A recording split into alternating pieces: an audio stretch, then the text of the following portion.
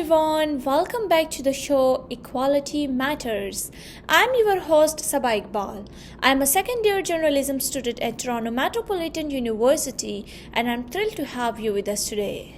Today's episode is especially exciting because we are going to talk about discrimination in schools, which is a major topic that needs to be brought up to raise awareness about this issue.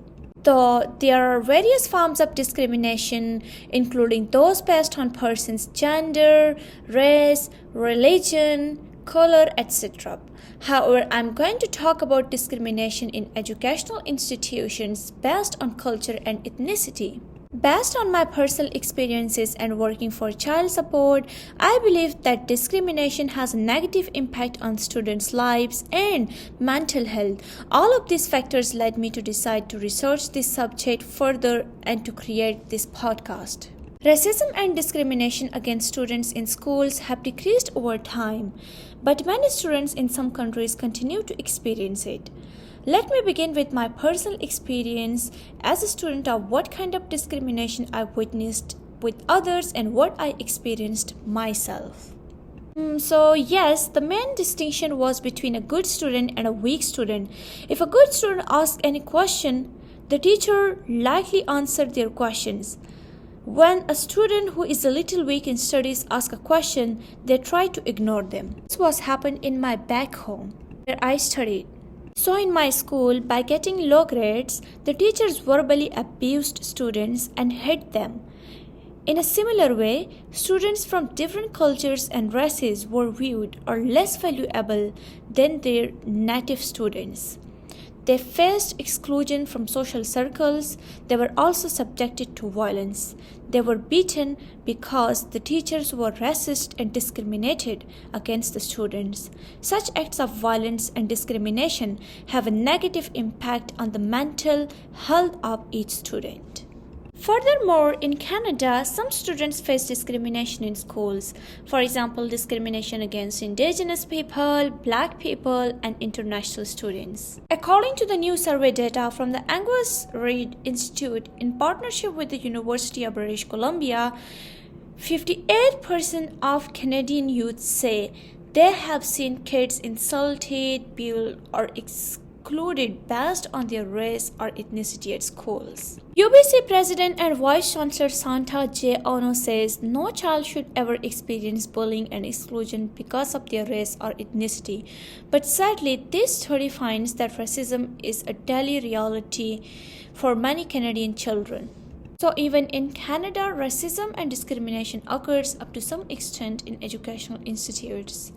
Children who have experienced or witnessed racism at their school says most often teachers try to discourage the behavior and talk to the bullies about it. Among those who says that they have been the target of ill treatment, 43% say it is something that they carry with them after it happens.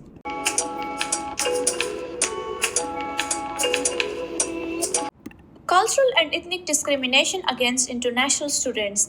This article, written by Osman Martins, examines relationships between perceived ethnic discrimination, social exclusion, psychological functioning, and academic performance among newcomer immigrant children from the People's Republic of China, Hong Kong, and the Philippines, using a subsample for the new Canadian children and youth study of children aged 11 to 13 years living in Montreal, Toronto, and Vancouver.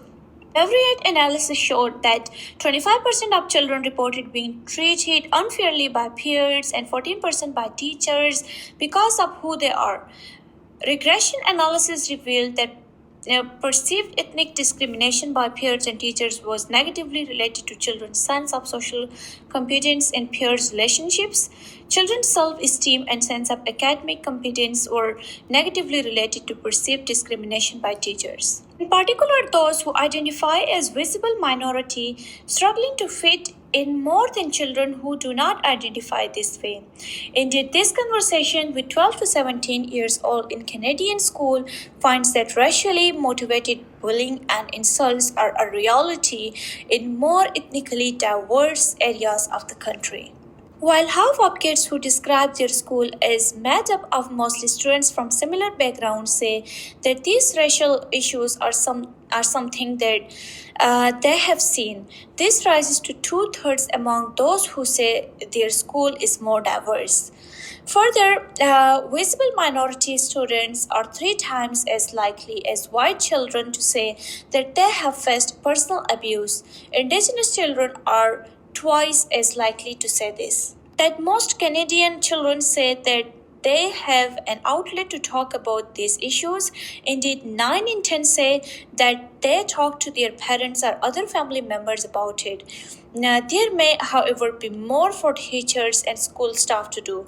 3 in 10 victims of bullying or abuse say that staff in their school were either unaware of it or just ignore it. Recent analysis revealed that perceived ethnic discriminations by peers and teachers was negatively related to children's sense of social competence in peers' relationships. Children's self-esteem and sense of academic competence were negatively related to perceived discrimination by teachers. The students become productive in school and felt feeling of inferiority and failure. Discrimination contributes to students' success rates, particularly those in minorities groups. Many students suffer from mental health issues due in part to discriminate and added stress in schools. So now, in what ways we can resolve this issue? So, to resolve this issue, schools and colleges should focus on making sure both teachers and students understand and appreciate different cultures. This means creating an environment where everyone feels valued and differences are seen as something positive instead of a reason for treating someone unfairly.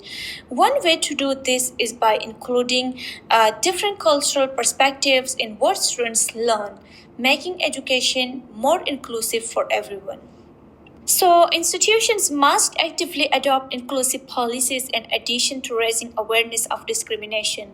This includes clear guidelines for preventing and responding to discriminatory incidents, providing resources for cultural education, and encouraging faculty and staff diversity. All students benefit from a positive and enriching educational experience when they attend an institution that actively promotes inclusivity.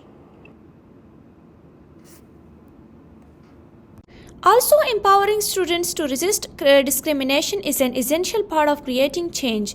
Educational institutions should promote open dialogue, create safe spaces for students to share their experiences, and provide avenues for students to report discriminatory incidents. Students-led programs that encourage cross-cultural communication and understanding can be effective means of removing obstacles. To address ethnic and cultural discrimination in educational institutions, students, educators, administrators, and policymakers must work together. All educational institutes should promote such kind of programs where they give importance to inclusion and diversity in order to create awareness about discrimination and racism at educational institutes. So, while much has been said about school discrimination, there is still work to be done to protect other students from mental trauma. Thank you so much for listening this episode of Equality Matters. Now let's amplify these voices, share these stories, and work together towards a more inclusive educational landscape. This is Sabah Iqbal and you are listening to Equality Matters.